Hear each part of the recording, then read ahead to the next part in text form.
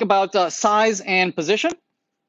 Other things that we can modify in our elements is how wide things are. So by default, if you're a block, you'll be as wide as your parent, right? How much space your parent gives you. So by default, but you can override that and says no, I only want to be 100 pixels wide.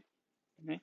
And notice that paragraphs are block elements, even though we are small enough that perhaps this paragraph might have fit over here. Right? Notice that it doesn't, okay? Because, again, they still behave as block elements, meaning I will add vertical spacing, right? I didn't get to be as wide as I want to. I only want to be wide 100, but I still behave as a block, pushing element down and adding a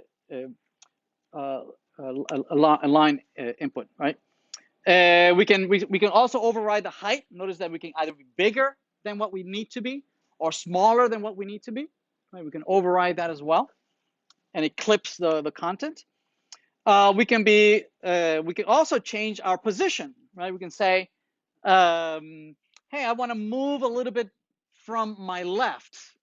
Okay, and we can configure what kind of movement do we want. Right? Here we're saying that we want to make a relative move, right? We says, wherever I fell, that the browser drew me. Well, from that position, where I would normally be, okay, move me 20 pixels left. So here, this one is being moved 20 pixels from my left. Right? So admin left 20 pixels, or here's both. You can say top and then top. How many pixels you want from the top, and it could be negative, so you move backwards, right? Minus 30 pixels, so move me minus 30 pixels where I would fall.